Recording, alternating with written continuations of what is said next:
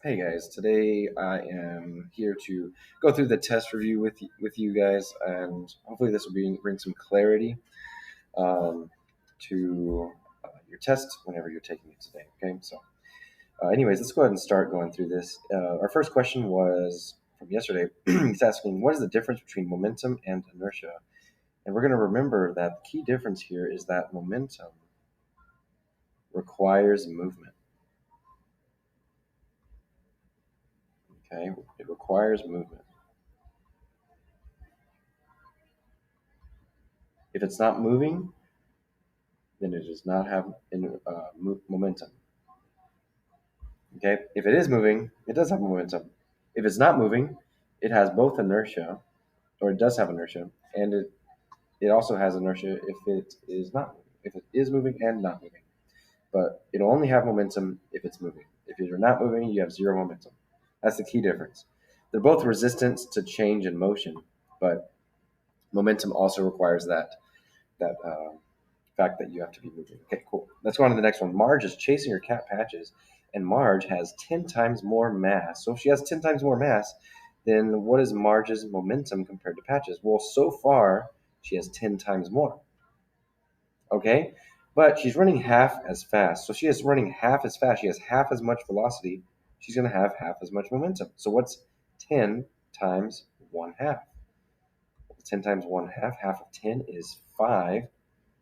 Okay, Marge's momentum is 5 times more. And that's it.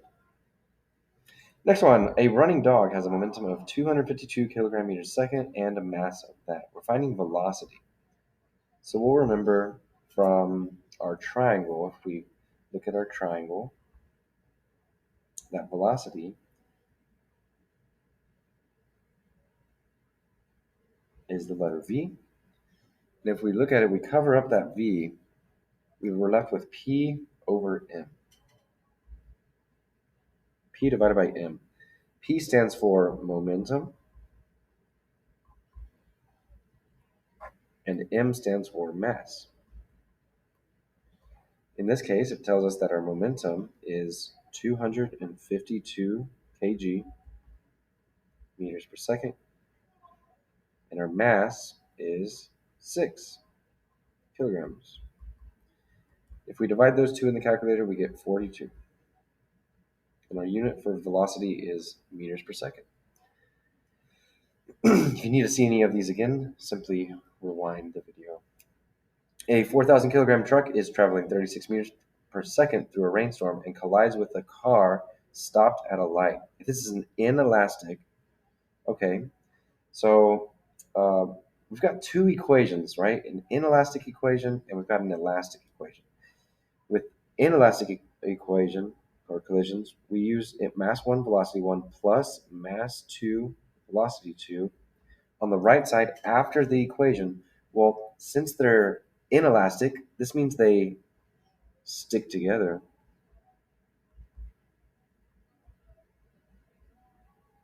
Right? They stick together. Since they're stuck together after the collision, mass 1 plus mass 2 and times v. Okay. After that, what's our mass 1 and velocity 1? Well, our mass 1 is 4,000. Our velocity, it's initially traveling 36. Plus, it collides with a stopped car. If it's stopped, then our velocity is 0. So this entire phrase becomes 0. Now we simply add up our masses. We've got 4,000 plus 2,000. Remember, we're adding up the masses. The only two masses that it gives us are the car and the truck, which is 4,000 and 2,000. Now they're collided, they're stuck together, so we add up their masses times velocity.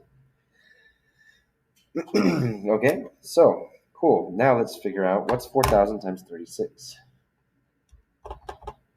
And we get 144,000. And that's going to equal 6,000 V. Okay. Our last step, we want to get V by itself. It's being multiplied currently by 6,000, so we need to divide 6,000 on both sides. Okay, so We divide 6,000, and we get 24. Our velocity is 24 meters per second. Now they both collide, or the truck collides into the car, and they are rolling a bit slower than the truck was initially going. Okay? They're going 24 meters per second, both, because it's an inelastic equation. A 110 football player runs down the field at 13 meters a second and collides with a 140 kilogram player also going down the field at a speed of 8. It's an inelastic. So remember we said inelastic equation is whenever they stick together. If they stick together after, we're going to combine their masses after.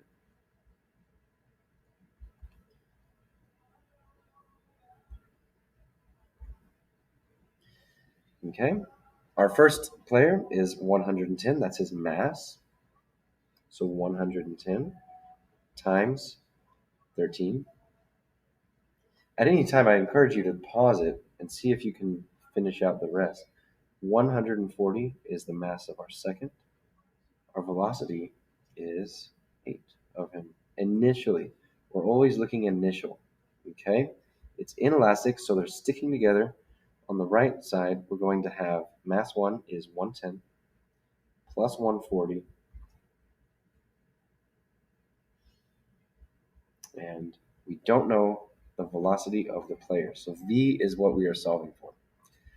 So we do that, we get 2550 on the left side. On the right side, we get 250 v. Okay? Last step, well, 250 is multiplying v, so we're going to divide it. And we'll have our velocity is 10.2 meters per second. There it is. A green ball with a mass 10. Go ahead and try this one on your own first and see if you can get it. It's inelastic, so it's going to be the same concept as before. See if you can do this one on your own for some practice. Okay, our mass 1 is 10. Our initial velocity is east at 50 plus, some of you might not have caught it, our mass 2 is 25. And here's the part, it's going west. Remember, west is negative. Okay, negative 15 equals mass 1, 10 plus 25. Remember that directionality is determined by the sign. So we have to say that these are not traveling in the same direction, the 50 and the 15. To do that, we put the negative. What does it be their velocity after the collision? Same concept, solving for that. Looks like 500 minus 25 times 15, 125 is equal to, that's 35 v. So we'll divide 35 on both sides, and we'll get our velocity as 3.6 meters per second. Okay. Cool. Hopefully you were able to understand that one. So this next one, we've got the collision of the balls. They stick together again. So same concept, mass 1, velocity 1, plus mass 2, velocity 2, equals same thing. They're sticking together. It's getting a bit redundant. And v. Only this time, what's the difference? Well, we're finding mass. Okay, so we're finding the mass of the blue one, which is the second one. A 4 kilogram red ball moving to the right at 5, so far 4 times 5, plus collides with a stationary blue one. Stationary, that means our v equals 0 initially. So this whole entire phrase, mass 2, velocity 2, becomes 0. Equals, right side, mass 1, we know is 4. Blue one, well, wait, where's the mass of the blue one? Oh, that's what we're trying to find, right? What's the mass of the blue ball? And then velocity, it says they're both going 2 meters a second together. So what we've got is 20 equals 4 plus m times 2. Okay. After this, we can get rid of this times 2, so we'll divide 2. I'm going to put it up here. We got 10 equals 4 plus m. 10 equals 4 plus m. Subtract 4 to get 6 kilograms for our mass. That's the mass of the blue ball. 6 kilograms. There it is. Next one. After the collision, the kilogram train rolls to the east at a speed of 20. How fast will the other one roll away? So this is an elastic, okay? Elastic collision. Therefore, we're going to use this equation. Same thing on the other side. Plus m2v2. Okay, a 5,000 kilogram train goes east, positive, at 50.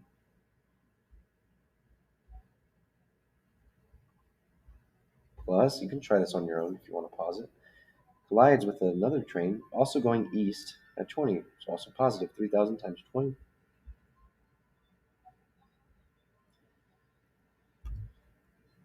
Our mass 1 is still 5,000. Now, what's our velocity of our 5,000 one? After the collision, right? Because on the right side is after. After the collision, the 5,000 kilogram train rolls to the east at 25. Plus, well, we know the mass is 3,000. How fast is the 3 kilogram car? Okay, so that's the question. So V is what we're finding.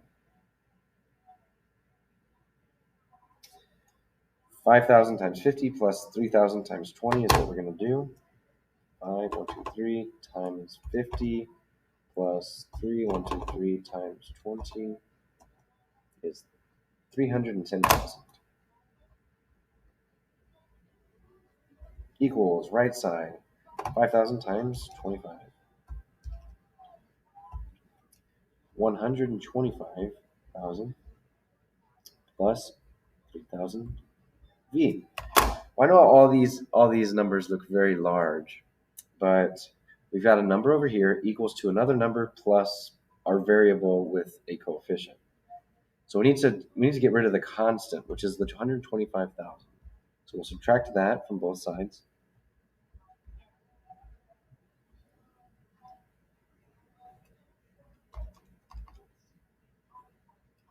So we get that we get that 185,000 on the left equals 3,000 V on the right. And now all we got to do is get rid of multiplying 3,000 by dividing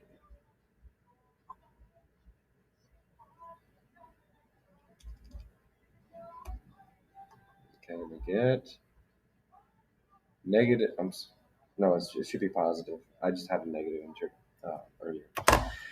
So our velocity is positive, right? It should be positive, 61.7 meters per second. That's it. Okay, right ball stationary, 0 meters a second. After the collision, the left ball is stationary, 0 meters per second. 1, and this one's 2 kg.